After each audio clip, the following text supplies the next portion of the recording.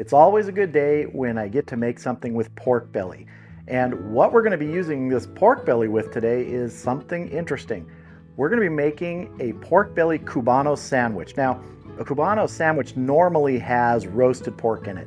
So we're going to be doing that a little differently. I might do something else a little different in it too, but it's going to have the basic bones of a Cubano. So here is our big old slab of pork belly. And what we're going to do to this first is we're going to cut it into cubes, because basically what we want at the end are similar to pork belly burnt ends, that size, because we're going to be putting those on the sandwich to build it. We're going to season it after we cut it up, but let's get this broken down. So really what I'm looking for here, just sort of a tic-tac-toe pattern on here. Just want to score this first so I know where to cut through. You're probably familiar with pork belly, but if you're not, it is the basis for bacon and a lot of other good things. And once we have these long sections separated, just going to take them, follow those score marks, break them down. And these do shrink up quite a bit when you cook them. We're going to be smoking these tomorrow out on the S&S Grills kettle. Yeah, like usual, I'm prepping things the day before. These will be soaking in their seasoning overnight in the refrigerator. So I've got my pieces of pork belly in a nice big bowl here, and the seasoning we're going to be using today is Meat Mitch pork rub. Just going to get a good coating on everybody, toss them around.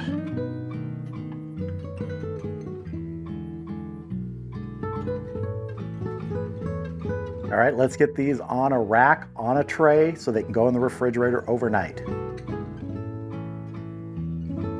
I like putting them on a rack just so there's a little bit of airflow as they're sitting in the refrigerator.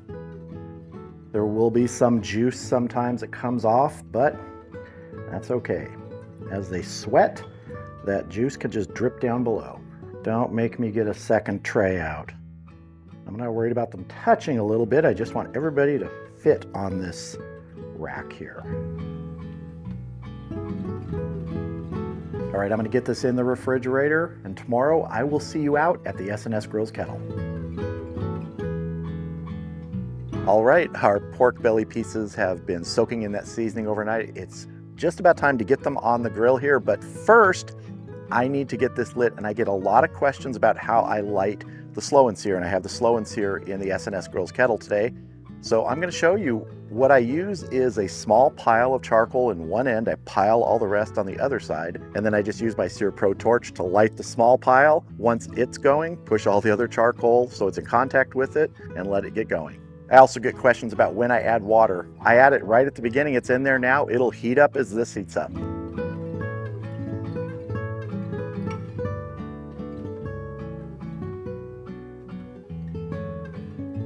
So I'll just let that small pile get established, get burning well.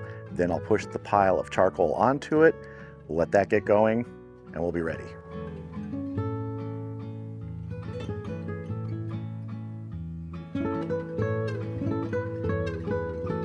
All right, the S&S Grills kettle is up to temp. My target temp today is 250 to 275 degrees. The slow and sear really likes that temperature around that 275. In a minute, I'll be adding some peach wood, but let's go ahead and get our pork belly on. See, I transferred the pork belly to a little sort of grill tray. This tray will allow us in about an hour to give it a 180 turn, so we just sort of rotate everybody around. Let's get some peach wood on here.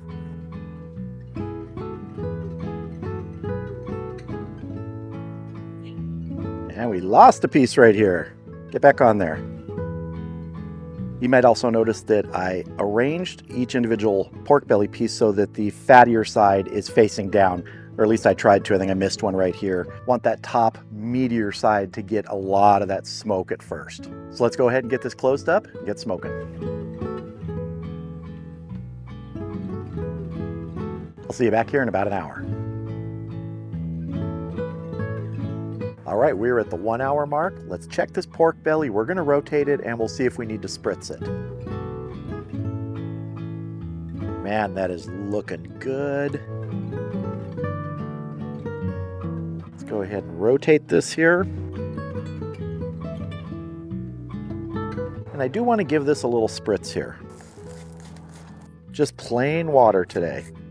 All right, let's get the lid back on and keep smoking.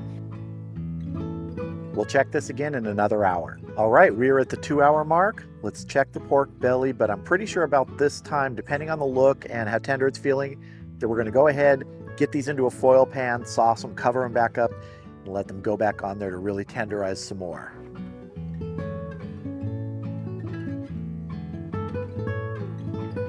Let's see how we're feeling tenderness-wise.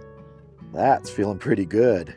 So yeah, we're ready to sauce these in a foil pan and let them really tenderize, sealed in there, back on the grill.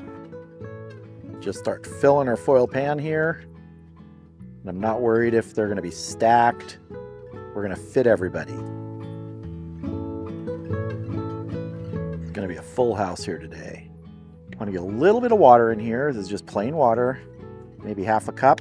And the barbecue sauce I'm gonna be using is a rib rack bourbon barbecue sauce.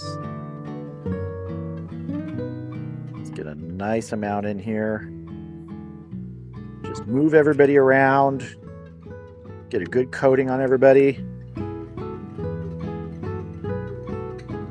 Seal this up nice and tight with 2 layers of foil.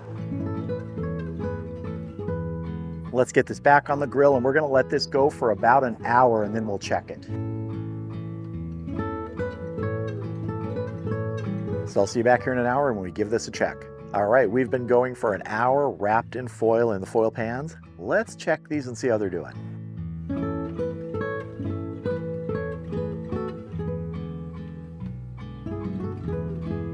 Oh yeah, that is feeling great.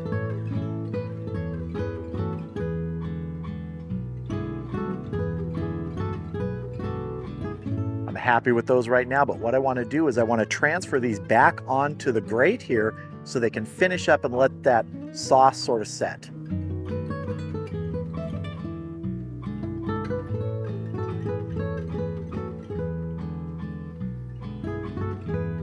Now what I want to try and do is get the fat on the top. Some of these may not work out that way, but that's all right. You can see how much shrinking has gone on here. All right, I'm gonna get the lid on here. We're gonna let these go for another hour, and then they will be done. All right, we have been going an hour back out there on the cooking grate, and that's a total of 4 hours so far. And I think we're probably done now, but I do want to do a check for tenderness. So let's see how we're doing. That is some really nice looking pork belly. So ultimately, what I'm looking for to tell if these are done is just tenderness. It's not temperature, it's not how they look at this point. They've already got the color I want. They had that over an hour ago. I want to see how it feels. And that goes through like butter. So I'm going to get these off, put them back in a foil pan, not with any sauce or liquid or anything, cover it with foil, and I'm going to let these rest for about 30 minutes. Then we're going to build our pork belly cubanos. So I have several pieces of pork belly out here that have just been resting, like I said, for about half an hour, and they just turned out so beautiful. Let's just go ahead and slice up some of these pieces for our Cubano sandwich. And again, Cubano. I'm not sure which way to say it, but a Cubano sandwich normally has roasted pork in there with other things like ham, Swiss cheese, pickles, mustard. I've even heard some places put salami in it. But for this, I need to cut these into, kind of slices across the grain here, because I don't want to have just big piece of fat, big piece of meat. There's going to be some fat and meat in each section. I'm going to cut these, I don't know, maybe half an inch thick. Let's take a little cheater taste. Oh man, there is great smoke flavor on that. All right, this is probably more than I need, so let's go ahead and build this Cubano sandwich.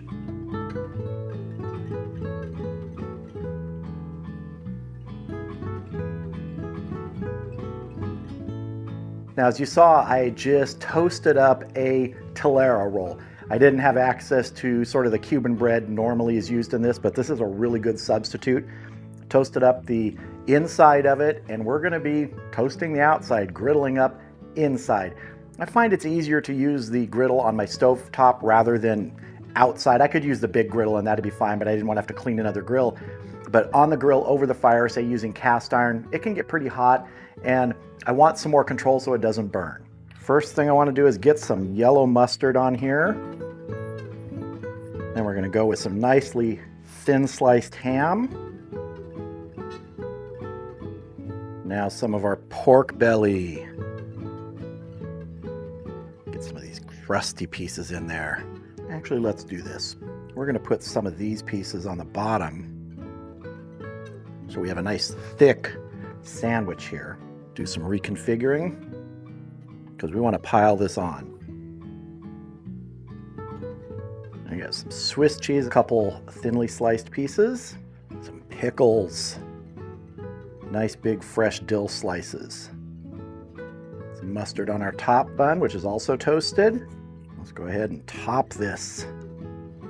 If that's all there was, this would be great, but let's head over to the stove and griddle this up.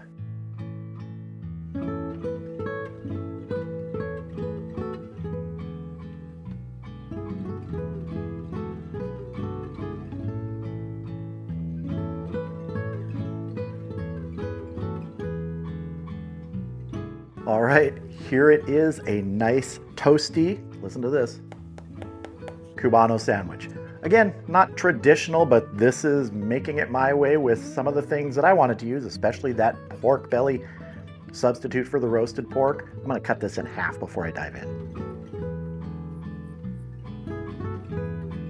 Oh yeah. That's some pork belly in there. All right, might as well just dive in here. Let's see. That tastes almost exactly like the Cubanos that I've had, except for that pork belly, which is the richness in there.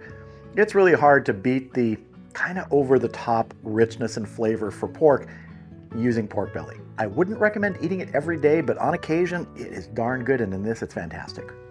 This is what I love about cooking and barbecuing, is taking a fairly well-known recipe, changing it slightly, giving it your own twist, using an ingredient you love, really staying sort of true to the original. We're still using pork, we're just swapping out the kind of pork, and man, I would do this again in a heartbeat.